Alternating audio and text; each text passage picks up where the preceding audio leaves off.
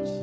Contaremos os feitos do Senhor, contaremos daquilo que o Senhor fez no passado. Graça e paz do nosso Senhor e Salvador Jesus Cristo, amém? Bom dia, igreja! Bom dia, né? Bom dia, olha aí, o menino está bem aleluiado, glória a Deus, né? Deus abençoe as nossas crianças.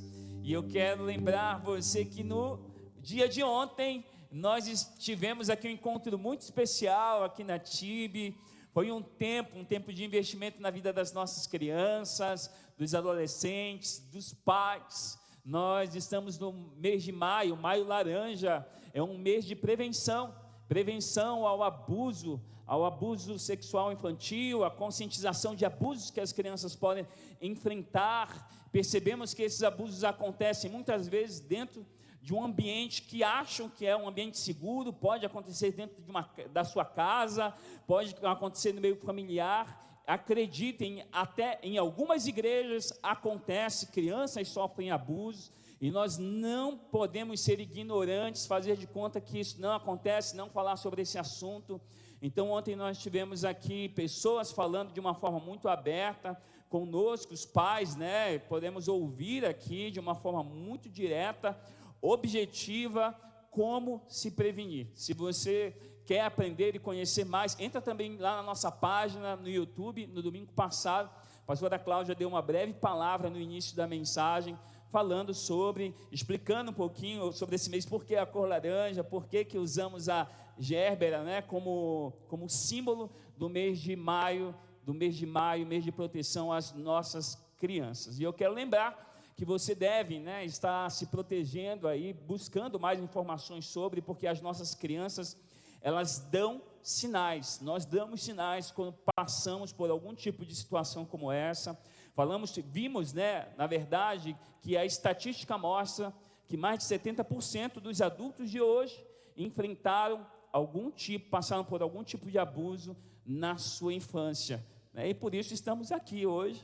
Não é por acaso, que Deus tem tratado conosco. Graças a Deus nós fomos alcançados pela misericórdia, pela graça de Deus. Mas mais do que tratar pessoas que estão feridas, nós podemos prevenir para que as nossas crianças não sejam feridas, não sejam tocadas pelo inimigo, amém?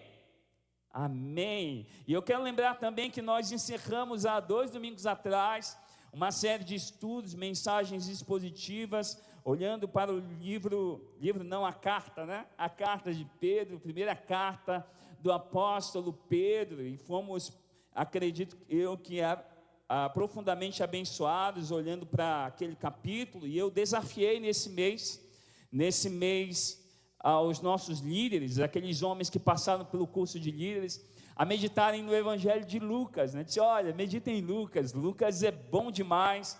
Quando vocês meditam em Lucas, vocês vão ver Jesus operando milagres, vocês vão ter uma ideia um pouco mais profunda do que foi o ministério de Jesus. E nós vimos no domingo passado Jesus agindo na vida de uma família. Nós olhamos para uma mulher viúva e olhamos para um filho que estava morto. Jesus age com compaixão, misericórdia e amor e ressuscita aquele filho, trazendo de volta a esperança. Está lá a mensagem no nosso canal do YouTube também. E nessa manhã eu quero falar também sobre uma história que está no Evangelho de Lucas. Quando nós olhamos para o Evangelho de Lucas, nós percebemos Jesus agindo com famílias. E como ainda estamos no mês da família, eu trago aqui uma história que revela como Deus age quando nós nos reunimos à mesa. Como a mesa é um lugar muito especial nas nossas famílias. É a mesa que nós conversamos, é a mesa que nós compartilhamos as nossas histórias. A Bíblia revela que é a mesa em que as alianças aconteciam, é a mesa que Jesus está ali com os seus, com os mais próximos, e compartilha e dá a conhecer sobre as questões do reino.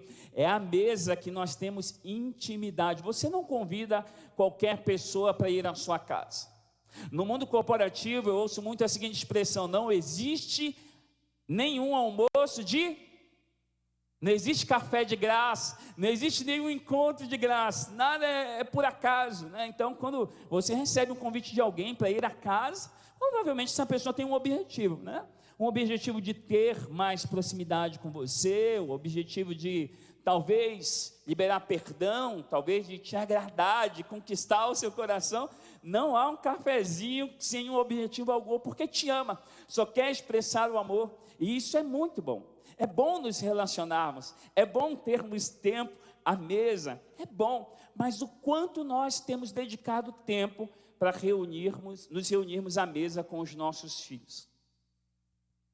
Qual foi a última vez que você dedicou um tempo à mesa só para ouvir o que está no coração dos seus filhos? Filho, qual foi a última vez que você parou para ouvir os seus pais à mesa? Qual foi a última vez que você sentou com seu cônjuge à mesa para tomar um café e passar um tempo só conversando? Quantas vezes você parou só para ouvir?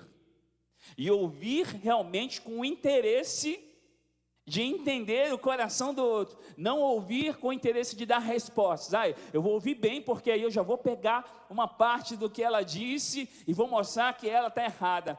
Eu vou parar para ouvir, para mostrar como eu sempre tenho razão. Eu lembro que no início do casamento a minha esposa disse isso para mim. Ela disse: olha, geralmente você para me ouvir e eu não perco uma para ti, porque você sempre mostra que eu estou errada. E aí eu saio das nossas conversas até pensando: meu Deus, eu tenho muito que mudar, né? Eu comecei a pensar sobre isso. Sabe que é uma verdade, né? Como eu sempre queria ter razão, e quanto nós erramos e falhamos querendo ter sempre a razão. Não somos chamados para ter razão, nós somos chamados para amar, para compartilhar o amor, para expressar o amor de Deus. Olhamos para as famílias, olhamos para as casas. Não está funcionando aqui, me ajuda, por favor? Olhamos para as famílias, olhamos para as casas de hoje em dia, pode avançar, e percebemos que há famílias que estão assim, vivendo em aflição, vivendo em discórdia, que não dedicam tempo mais, e cada um vive por si, ninguém mais senta à mesa. E estamos vivendo no meio da geração mais conectada, a geração mais bombardeada de informações. Obrigado, meu amor. Deus te abençoe e te dê longos anos de vida em nome de Jesus. A igreja abençoa minha esposa? Amém, obrigado. Espontaneidade de vocês. Olhamos para essa imagem e percebemos que isso é algo real que acontece. É algo real. Às vezes o marido, ele chegou em casa, mas ele já vai para onde? Para o celular. O filho se tranca no quarto, celular. A esposa talvez está ali atarefada, pensando apenas nas coisas de casa. Diz assim: não, mas eu não posso parar, porque se eu não fizer, ninguém faz. Se eu não parar, olha, está vendo só? Está cada um lá no celular, então eu tenho que arrumar a casa. E a mesa, não há mais aqueles encontros como haviam no passado. Ou o contrário, não estão presos no celular, mas cada um está preso em uma história diferente. Talvez um sofrendo com depressão, angústia, os problemas do trabalho, finanças, e aquelas casas ainda tem os avós, os patriarcas, a matriarca ainda está viva, são os únicos ainda que se reúnem à mesa. Mas os filhos, os netos, não se reúnem mais à mesa. Quero que você pense como você foi criado. Talvez você foi criado em uma família que não tinha o costume de se reunir à mesa, e você está replicando isso hoje.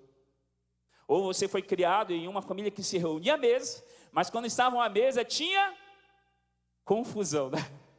Tinha problema. Ou não, era uma família muito amorosa, e estavam à mesa, e era motivo de alegria, era motivo de celebrar.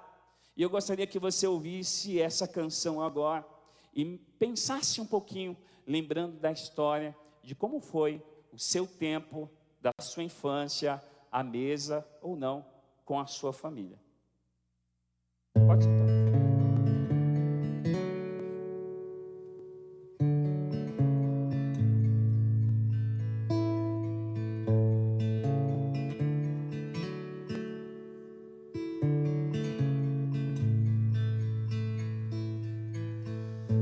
Hoje me deu saudade de um tempo que não volta mais.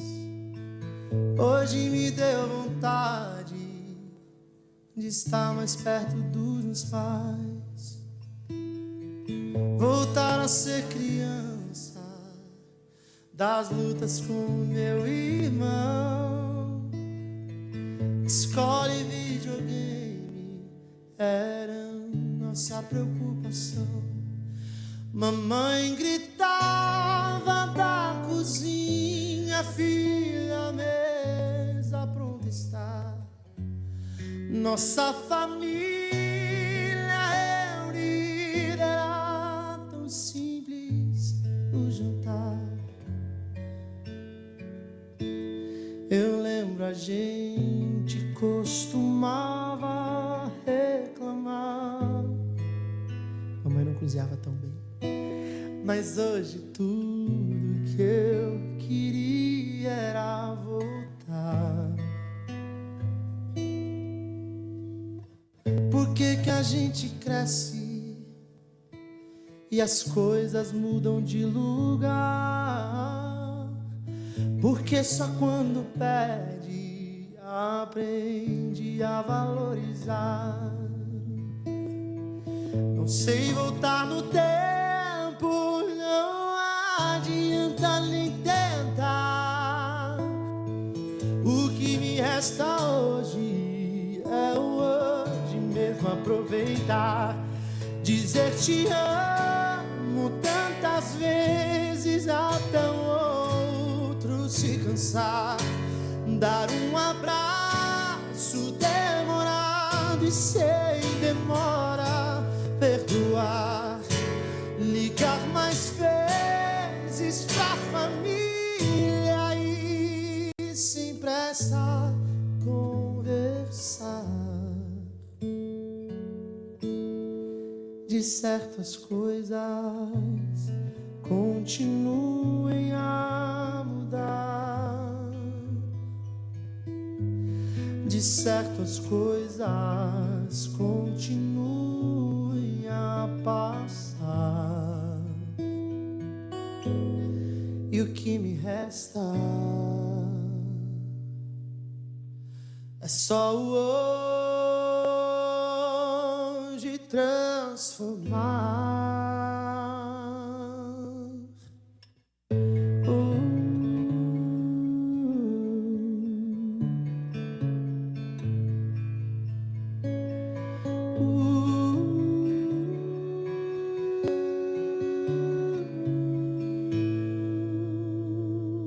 Dá para voltar atrás?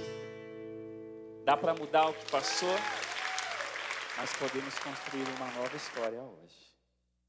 Podemos marcar a memória daqueles que estão ao nosso redor com boas lembranças. Podemos lançar a boa semente. Hoje, lançar a semente não tem a ver com o tempo, com a estação, mas tem a ver com a minha disposição em semear.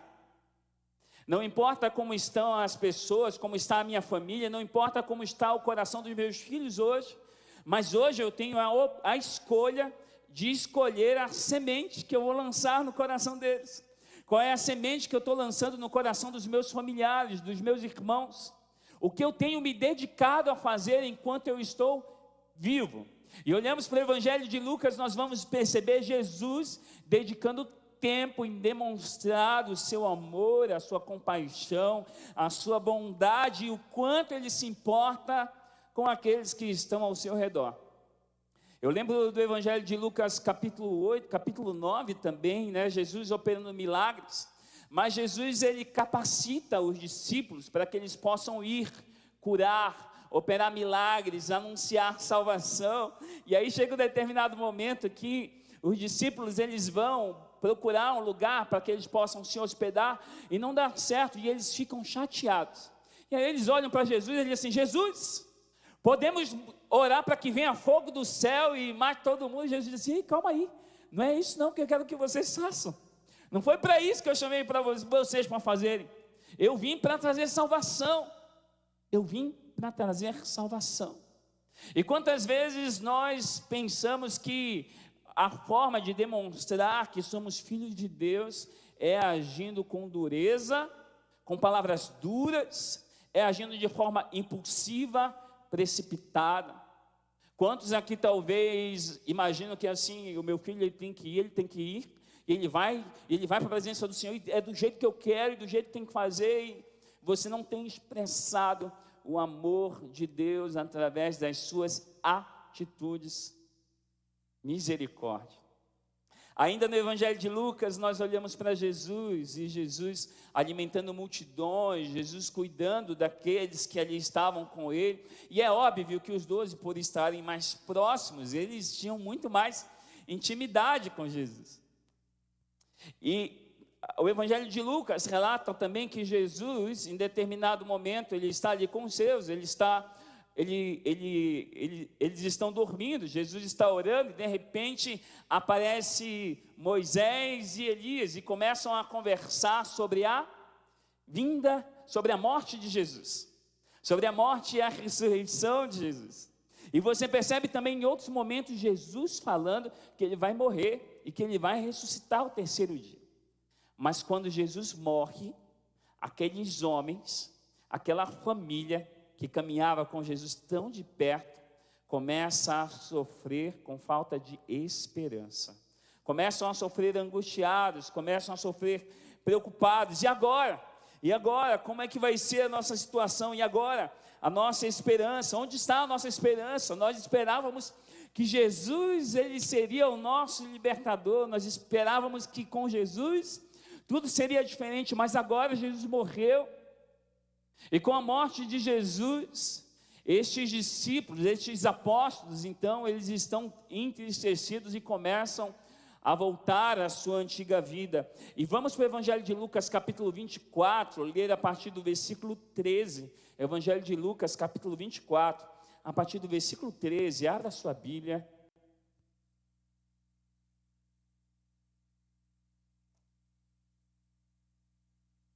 Essa é a história quando eles estão no caminho de Emaús, naquele mesmo dia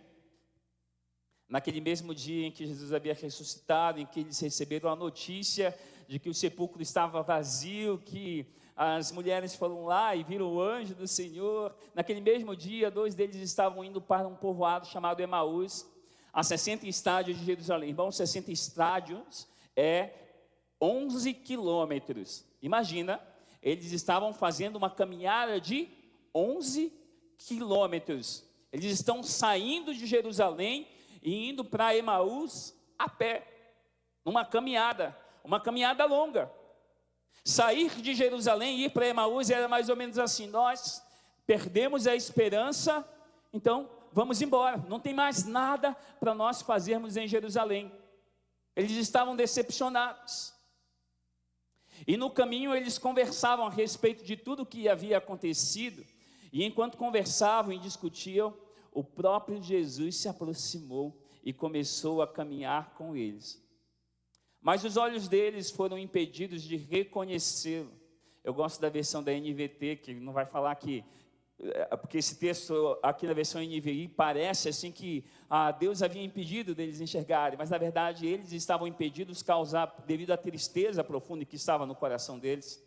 E ele lhes perguntou, Jesus, sobre o que vocês estão discutindo enquanto caminham?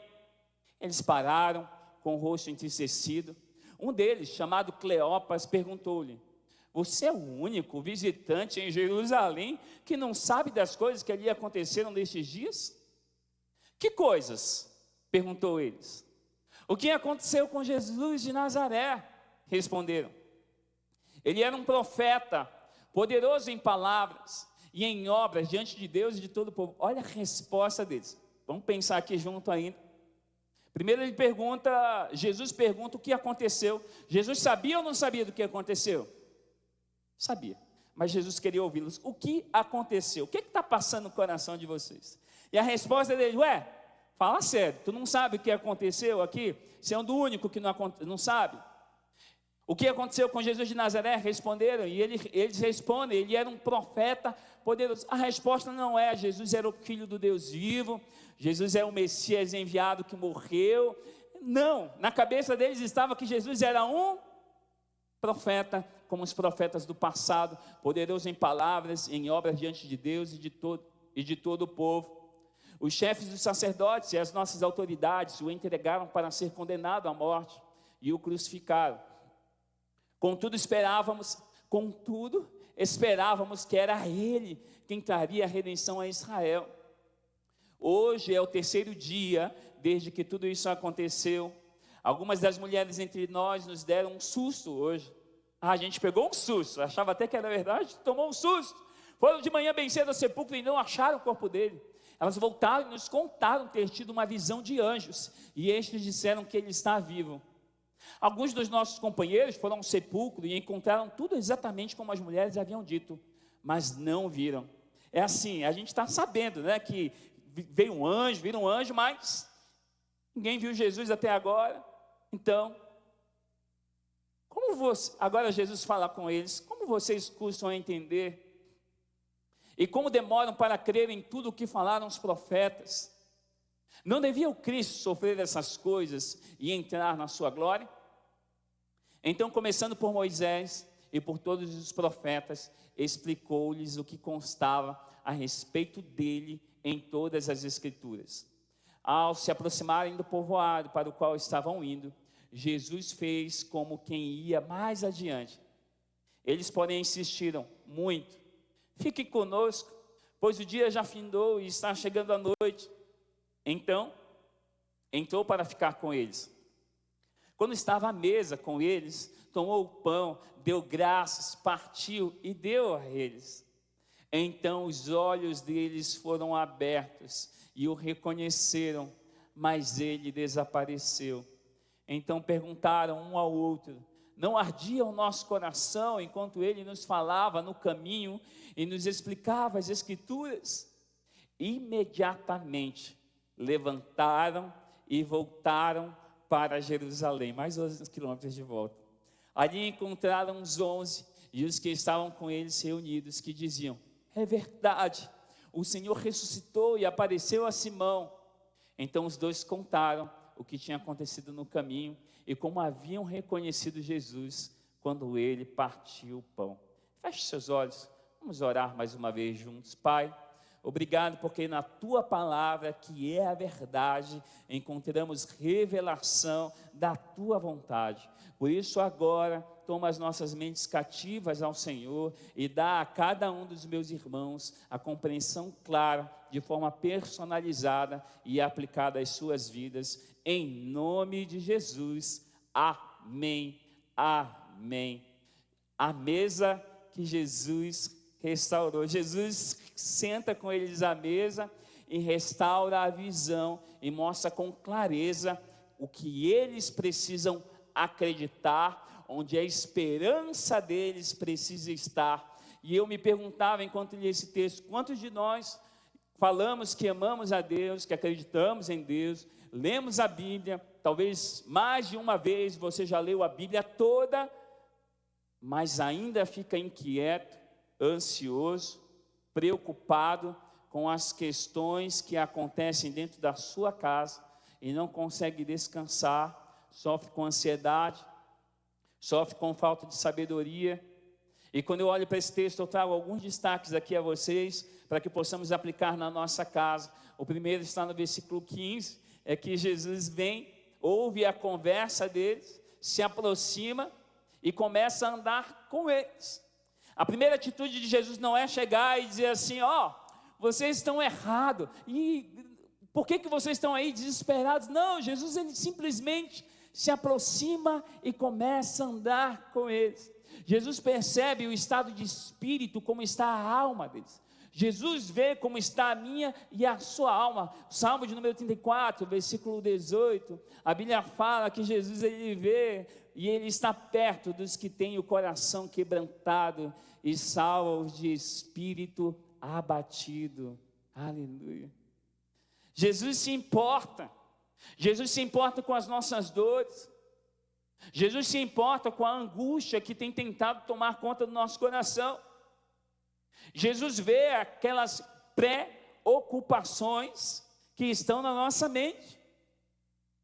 Jesus viu qual foi a situação que afligiu a sua casa, e ele não está alheio para dizer assim: agora se vira aí que as coisas vão se resolver no tempo certo. Não, Jesus ele veio e ele já deu o passo em nossa direção, quando ele se entregou na cruz por amor a nós. Jesus já morreu em nosso favor, Jesus já provou o amor dele por nós. Mas não somente naquele momento lá na cruz, mas nós conseguimos perceber ainda no dia de hoje. Deus fala conosco por meio da sua palavra, amém? Se você meditar na palavra, você vai ouvir a voz do Senhor. Deus fala conosco enquanto nós oramos. Já aconteceu com você, de você estar orando, e de repente você vai falar, ou você fala uma frase, e ao mesmo tempo já vem a resposta na sua cabeça, e diz assim: eu estou falando isso, mas Deus já está me dizendo que o caminho não é esse. Ou Deus levantar alguém para falar com você, de acordo com a palavra, e te dar conselhos bíblicos.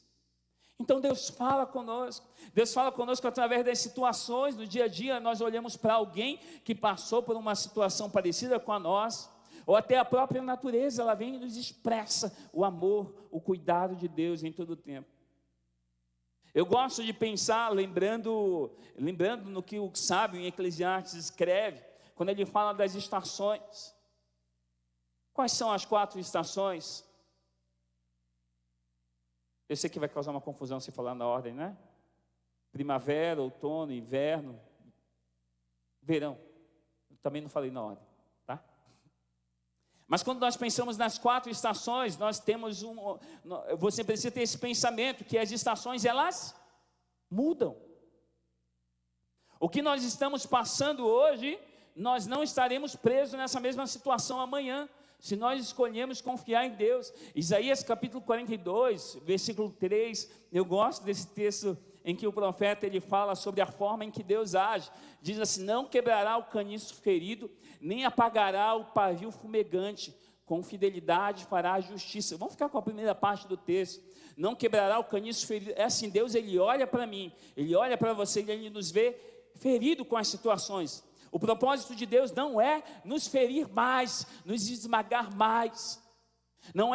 Deus não nos enxerga como um pavio que está fumegante, ainda saindo aquela fumaça próxima de se apagar, e ele diz: agora eu vou apagar e vou dissipar. Ao contrário, nós cremos num Deus que restaura.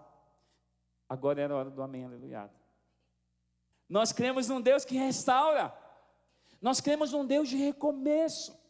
Ainda que as coisas não tenham acontecido da forma que você esperava, olha, Deus está te dando uma nova estação agora, um novo começo, uma nova história, um novo tempo, novos dias. Eu gosto daquela música bem antiga que diz assim: novos caminhos, novos dias, mundo novo, tão meu, novos caminhos. Vocês conhecem? Conhecem, né? Os mais velhos conhecem, tá bom, né? Não sou só eu o mais velho aqui. Um novo coração. Essa música fala que Deus nos deu um novo coração. E nesse novo coração há uma nova esperança. Nessa nova esperança é por ela que nós devemos caminhar, na certeza que Jesus não nos abandona. Ele não abandona nossas famílias cansadas. Ele continua se aproximando. Nessa manhã, talvez Deus te trouxe até aqui só para te lembrar que você e a sua casa não foi abandonada. Deus não nos abandonou. Há um novo começo, há um recomeço. E nesse novo recomeço, Jesus para nos ouvir antes de falar. Olha, você percebeu lá no primeiro slide, Jesus ele veio e ele se aproxima. E agora Jesus pergunta antes de falar: sobre o que vocês tanto debatem enquanto caminham? E a continuidade desse texto diz que eles pararam com o rosto, eles não estavam alegres, eles estavam entristecidos. Nós temos parado em algum momento com o coração entristecido diante do Senhor para dizer: Senhor, o Senhor sonda o meu coração, conhece os meus caminhos. Senhor, o Senhor está vendo como a minha alma está cansada. Senhor, eu estou cansado, eu me sinto cansado, sobrecarregado. mas eu creio na tua palavra que o Senhor dá alívio, descanso e paz. Quando eu olho para vocês aqui, uma boa parte, a maioria eu conheço, e quantos de vocês estão aqui e viveram um recomeço? E quantos agora, nesse exato momento, estão vivendo um novo começo, uma nova história? E aleluia! Cremos no Deus que faz nova todas as coisas. Um Deus que nos dá alegria, mas que também nos permite passar por circunstâncias difíceis. Deus não nos abandona em meio às nossas aflições. Deus não nos abandona. Quando você estava lá com a alma aflita, cansado, sabe que Deus estava lá também. Deus está no dia da alegria, Deus está no dia de luto, Deus está no dia da bonança, Deus está presente no dia da escassez. Mas talvez a nossa tristeza não nos deixe enxergar que Ele está ali. Foi o que aconteceu com estes discípulos. Eles não conseguiam perceber que era o Mestre, que era Jesus, o Messias, o Salvador que estava ali com ele. E muitas pessoas hoje perderam essa capacidade de não apenas ouvir a voz de Deus, mas de ouvir também a voz daqueles que fazem parte da sua família. Ai, pastor, é assim, lá na minha casa está difícil, eu não consigo entender o meu filho. Quantas vezes você parou só para ouvir, sem criticar? Quantas vezes você parou realmente com o desejo de querer conhecer o que está passando na mente e no coração dele, e não com o desejo apenas de dar respostas e de confrontá-lo? Quantas vezes você parou com seu cônjuge para ouvir os sonhos, os planos que estão no coração dele? Eu conheço maridos que diziam assim: ó, quem ganha o dinheiro sou eu, então sou eu que ganho dinheiro, para que eu vou compartilhar com ela as coisas? Por que eu vou falar dos planos com ela? Não, eu vou compartilhar com quem me ajuda, eu vou falar lá no meu trabalho com as pessoas. Cara, será mesmo que eles te amam o suficiente? Olha, pastor, se duvidar, talvez me amam até mais que a minha esposa. Misericórdia, né? Misericórdia, a situação está decidida. Mas você já parou? Quanto tempo você está investindo em conhecer o seu próximo, o mais próximo, que é a sua família? Você tem investido tempo? Famílias saudáveis aprendem a ouvir umas às outras. E é um exercício diário. Porque se nós não investirmos tempo agora, com essa criança de 2 anos, 3 anos, de 1 ano ali, já você começar a ensinar, vai ser mais difícil daqui, quando chegar lá na adolescência, na juventude. Aí você vai chegar e vai talvez você é alguém que está aqui na igreja e diz assim: os meus filhos não conversam comigo, não se importa comigo. Mas se você foi um pai, uma mãe ausente durante todo esse tempo, e agora quando você liga só para cobrar, para reclamar, e para dizer: você não se importa comigo, você não faz isso, tá bom. E aí, filho, agora eu lembro aqui, filho, é um conselho para você. Talvez seu pai foi assim, a sua mãe foi assim, mas não seja assim. Pare para ouvir os seus pais. Pare para dedicar tempo em ouvir. Talvez um dia você vai sentir falta e vai pensar: eu queria tanto poder ligar para o meu pai e para minha mãe, e aí não tem mais como voltar atrás. Eu e minha esposa conversávamos sobre velórios, que nós vamos, e estamos presentes, e a gente percebe que os velórios em que as pessoas mais estão desesperadas são aqueles velórios em que elas pensam: eu não pude falar, eu não tive tempo de me despedir, eu não fiz isso. Então é aquele choro de remorso, pelo abraço que não deu, pelo beijo que não deu, pela conversa que não teve. Que Deus tenha misericórdia de mim e de você, que nós não sejamos assim. Pessoas que vão estar amanhã chorando de remorso. A palavra de Deus, ela vem e ela nos reacende a esperança. A minha esposa sempre diz assim: olha, aproveite todas as oportunidades que Deus te dá, mas sempre use a palavra de Deus. Sempre use a palavra de Deus. Fale sempre um versículo bíblico. Fale sempre um versículo bíblico. Não chegue para contar 10 histórias diferentes. Chegue para contar fale a palavra de Deus, porque é a palavra de Deus que não volta, é a palavra de Deus que não volta vazia. E muitas vezes a gente chega e a gente quer contar a nossa história. Não, porque comigo aconteceu assim, porque comigo foi desse jeito. Mas a Bíblia fala que é a palavra que não volta vazia. E quando Jesus para e ouve eles contam toda a história, Jesus os conduz para onde? Para a palavra. Jesus volta o coração deles para a palavra. Jesus começa a reacender a esperança daquilo que os profetas anunciaram, dos escritos que eles tinham em mãos. A Bíblia diz que Jesus os conduziu por todos os escritos de Moisés e dos profetas, explicando o que as escrituras diziam a respeito dele. E eles estão aqui nesse momento já sentados à mesa. Eu quero lembrar você que estar à mesa com seus filhos é a oportunidade que você tem de falar, de contar da palavra de Deus. Nós estamos nesse mês investindo tempo em Provérbios, no livro de Provérbios. Eu fico realmente pasmo ali com a minha filha de 8 anos, a Johanna, né? Que a gente lê os textos bíblicos, compartilha com ela, cutuca o teu irmão aí para não dormir, compartilha com ela o texto bíblico e ela começa a fazer perguntas. Ela sempre faz uma pergunta sobre aquele texto, ela fala algo que ela entendeu, algo que ela aprendeu, e eu fico, nossa, que legal. E aí nesses dias, nós estávamos, o que foi que ela disse, amor? Que ela lembrou de um texto bíblico, né? E ela perguntou sobre o olhar, né? Sobre não olhar. Tem um texto em Provérbios que fala sobre piscar o olho, e ela usou esse texto bíblico.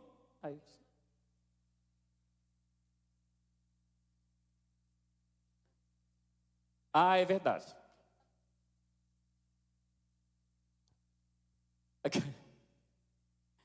Nós fomos, a Cláudia foi explicar para ela, né? O que o texto bíblico fala, disse, é verdade, a gente deve fazer isso, né? Porque às vezes é assim, a pessoa diz assim, você está indo muito bem, está indo muito bem, não está, né? Você está falando algo que não é. Então, olhando para esse texto bíblico, a minha filha foi lá e trouxe à memória o quê? A palavra. E a palavra não vai voltar vazia.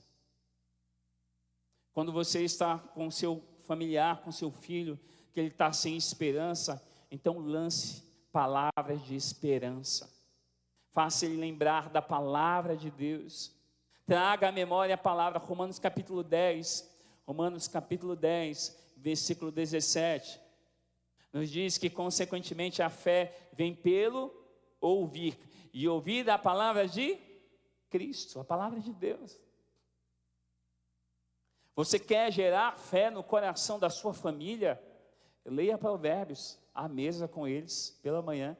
Quer gerar sabedoria no coração deles? Leia Provérbios, né? Uma pitada de Provérbios por dia, e você vai ver só como os relacionamentos, você vai ser edificado, vai ser abençoado. Jeremias capítulo 23, versículo 29. Não é a minha palavra como fogo, declara o Senhor, e como um martelo que despedaça a rocha. Irmãos, eu lembro que num tempo difícil da minha juventude, a minha mãe escreveu para mim um capítulo de Provérbios e deixou na minha cama. Quando eu cheguei em casa, né, cheguei na faculdade, eu olhei e vi uma carta em cima da minha cama, peguei a carta, baixei assim em cima de uma cômoda que tinha, tomei um banho. Quando eu voltei, aquele capítulo de Provérbios quebrou o meu coração de uma forma que eu lia cada pedacinho daquele texto bíblico e eu chorava. Eu pensava, minha mãe dedicou tempo para escrever um capítulo de Provérbios para mim. A palavra de minha mãe dedicou tempo para investir. E aquela palavra não voltou vazia. Talvez você está pensando assim, não tem mais, não dá. O que eu vou fazer? Mas olha o que o profeta diz, a minha palavra é como fogo, a minha palavra é como um martelo que despedaça a rocha. Pode ser que o coração do seu familiar esteja endurecido, mas a palavra de Deus é suficiente para quebrantar corações. Deus pode mudar qualquer coração, transformar qualquer coração de pedra, mas a casa forte é a casa edificada na palavra. Gosto de quando Jesus ele olha e faz a comparação entre uma casa firmada na rocha e a casa firmada na areia. A casa firmada na rocha é a casa firmada em Cristo. E a casa firmada na areia é uma casa firmada apenas em nossas convicções, expectativas, princípios, os nossos conceitos. Quanto tempo você dedicou nessa semana em falar do amor de Deus? Quando eles estavam à mesa, ele tomou o pão e o abençoou, depois partiu e lhes deu. Tem conversas que só são possíveis quando nós temos intimidade, quando nós geramos proximidade. Jesus já tinha investido, um bom tempo ali, compartilhando a palavra, porque o texto nos deu a entender que ele compartilhou, voltou em toda a história, todas as profecias, falou com ele sobre tudo. Então ali ele já havia dedicado um bom tempo, e agora, depois de todo esse tempo, à mesa ele vem e ele compartilha o pão, o cálice, eles têm aquele momento de comunhão, e ali naquele momento, eles percebem que Jesus estava com eles. Talvez os seus filhos demorem para perceber, o seu cônjuge demore para perceber, mas saiba que Deus, em sua infinita bondade e misericórdia, por meio da sua palavra, Ele se revela a nós. Ele se revelará. Quantas famílias não sentam mais juntas e cada um vive no seu mundo? Repita comigo: misericórdia. Pastor, é que assim, lá na minha casa é assim. Ih, pastor, lá na minha casa é assim, está todo mundo atarefado, todo mundo tem responsabilidade. Eu sei que isso acontece, mas precisa ter um momento de parar e sentar à mesa. Lá na nossa casa é assim, lá na minha casa tem sido assim. Desde que nós nos casamos, escolhemos caminhar juntos, eu lembro que lá no início, as pessoas falavam muito para a gente assim: no começo é assim, vocês vão ver. No começo é assim, né? Fica muito apegadinho, abraçadinho. No começo é assim, fica abraçando todo o tempo. No começo é assim. Que mel é vocês, né? Né? Chega, incomoda de ver quão grudadinho vocês são. No começo é assim, vocês vão ver que vai passar. E nós escolhemos fazer com que isso não passasse. O amor ele pode ser fortalecido ou não. O amor ele pode aumentar ou não. E isso está nas nossas mãos. A minha esposa sempre me esperou à porta, né? Agora a gente mora num apartamento, é diferente, né? Mas antes nós morávamos em casa, ela sempre estava lá na porta. Ela via que o carro estava chegando, ela já corria para a porta. E eu lembro que quando a Johanna nasceu, eu pensava, vai ser mais difícil para ela agora que a Johanna nasceu, né? E eu lembro a primeira vez que eu saí de casa, depois, né, ela voltou da maternidade, passei um tempo com ela, depois voltei a trabalho. E quando eu estou chegando do trabalho, lá está ela aqui, né? Toda descabelada, brincadeira, não está toda descabelada. Estava aqui segurando a Johanna aqui, né? E vem cá e me abraçou e deu um beijo, disse: princesa, não precisava você fazer isso. Né? Oi? E era inverno, né? E era um inverno, gente. Estava frio, né? Eu disse, não precisava disso. E realmente, ela sempre fez isso. Ela ia lá, ela passava um batom, né? Dava uma ajeitadinha no cabelo, e ela dizia assim para mim: você não vai chegar em casa e me pegar toda desarrumada novo, né? Porque o meu melhor é para você, porque eu me importo com você. E ela ensinou as nossas filhas a fazerem isso também. Porque agora, quando eu chego em casa, né? Aí eu tenho que apertar a campainha da casa. Então, quando eu aperto, eu já ouço correndo para casa, né? E a Radassa, ela aprendeu igual a mamãe. Então, quando é assim, se abrir a porta da casa e ela não tiver arrumadinha aí, irmão, você já viu o que acontece, né? Aí ela fica nervosa, ela diz assim: não deu tempo de eu colocar um vestido. Eu digo: filha, mas você está linda. Não, eu digo: tá bom, calma lá, que eu vou fazer tudo de volta, né? Volta de novo, né? Papai vai entrar de novo em casa, né? Senão, é uma forma como nós estamos ensinando os nossos filhos. A minha esposa ensinou as minhas filhas, ela disse assim que a alegria é quando o príncipe está em casa. Obrigado, né? Eu sou o príncipe dela. Ela disse: a alegria é a festa. A festa é quando a família está reunida. A festa. E quantas coisas eu aprendo com a minha esposa, ela me ensinou sobre a importância de parar e ouvir, sobre a importância de nós estarmos juntos à mesa, sobre a importância de olhar e destacar sempre o melhor. Contar de mim aqui, ó. Eu vou lá, eu olho e digo assim: não está bom, ó. fez tudo, mas vamos limpar aqui mais alguma coisa, vamos passar isso aqui, eu já quero chegar e arrumando alguma coisa, e ela já arrumou tudo. E aí as crianças vão lá, e a gente tem ensinado, né? Porque as crianças têm que aprender também a ajudar as coisas em casa. Aí eu olho e pergunto assim, quem fez isso aqui? Foi você ou foi as crianças? Ela disse, foi as crianças que fizeram, né? Aí eu disse assim, ah, tá. Ela disse assim, mas elas fizeram e eu não refiz, sabe por quê?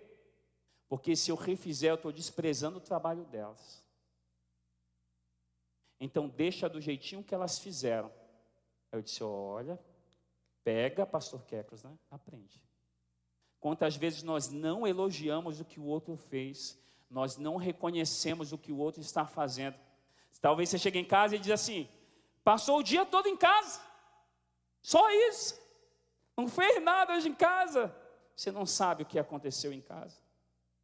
Talvez você olhe para o seu marido e diz assim, você não sabe qual que é a realidade de estar nessa casa, cuidando dessa criança o dia todo, né? Mas você também não sabe qual é a realidade dele lá fora no trabalho, também lidando com a rotina do dia a dia. Repita comigo, misericórdia.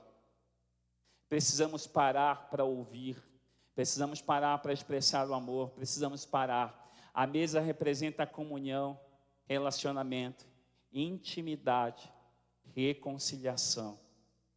Há lugar na casa de Deus para todos aqueles que querem sentar à mesa. A mesa do Senhor, a ceia do Senhor, que nós compartilhamos aqui uma vez no mês, aquela mesa de ceia, né? Ela representa Deus vindo ao mundo, oferecendo lugar a mim e a você, para dizer assim, ó, viu, há lugar aqui, vocês podem se achegar, você vem como está, mas você não pode permanecer como está. Ele vem e Ele faz tudo novo em mim e em você. E quando nós encontramos Jesus, reconhecemos quem Ele é, passamos a ouvir a sua voz, a rotina da nossa casa muda, as coisas mudam. Gosto de tantas canções que falam, vem e faz de novo, vem e muda Jesus, torna essa casa diferente, é isso. Você já orou a Deus nesse mês e disse, Senhor, muda as coisas de lugar, muda o que precisa ser mudado nessa casa, muda o que precisa ser mudado no meu coração, na minha história, muda, Senhor. 2 Coríntios 5,17 fala isso, Deus que faz nova todas as coisas. Se alguém está em Cristo, é uma nova criação, as coisas antigas já passaram, e eis que se fizeram coisas novas. Mas a minha família sempre foi assim. Foi, meu irmão, já era, agora Deus quer fazer algo novo. Mas eu só sei ser assim, mas agora você se submete ao Espírito de Deus que habita em você e aprende a agir de forma diferente.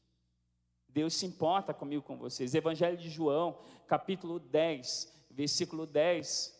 Evangelho de João, capítulo 10, versículo 10. Nós olhamos para esse texto e nós pensamos na esperança que há em Cristo Jesus. Quantas vezes nós colocamos a esperança em nós mesmos, nas coisas, nos bens, e sofremos. A Bíblia fala que o ladrão ele vem apenas para destruir, roubar, matar, mas Jesus ele veio para que nós tenhamos vida, e vida plena. Jesus deseja que você desfrute da plenitude de vida na sua família, na sua casa. Esse texto ele não está falando de questões eternas. Olhe para mim, que eu vou repetir. Nesse texto, Jesus não está falando da eternidade. Jesus está falando sobre as coisas nesse mundo. Porque lá no céu, o ladrão ele rouba, sim ou não? Lá no céu, Satanás vai matar alguém? Lá no céu, essas coisas vão acontecer? Não. Aí Jesus ele diz assim, olha, eu vim para que vocês tenham vida. E vida abundante é aqui na terra. Quando Jesus entra em uma casa, a esperança volta. O amor é restaurado. E o coração volta a arder. Quantos casamentos nessa manhã podem ser restaurados, estão sendo restaurados pelo poder que há em Jesus, pelo poder da palavra de Deus.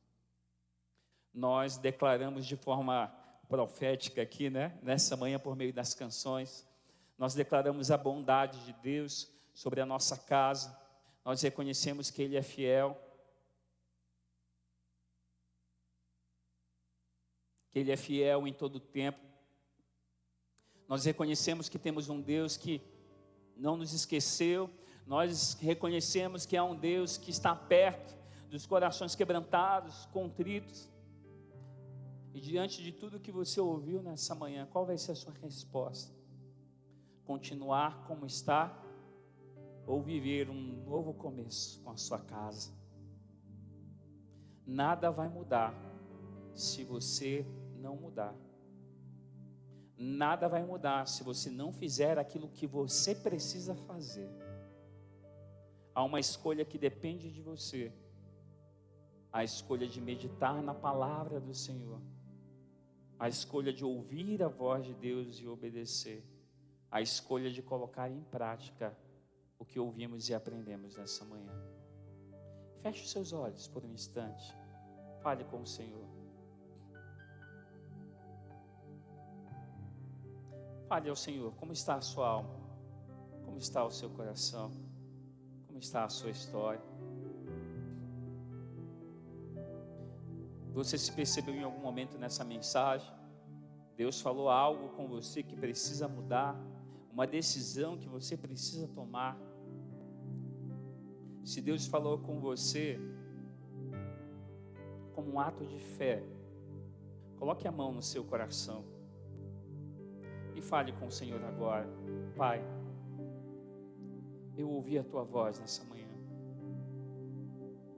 Eu compreendi o que eu necessito mudar.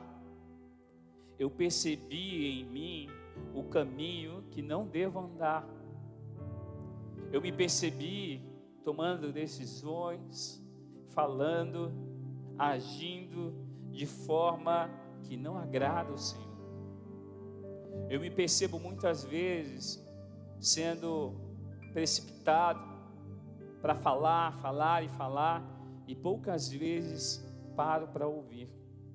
Ah, Senhor, tem misericórdia de mim.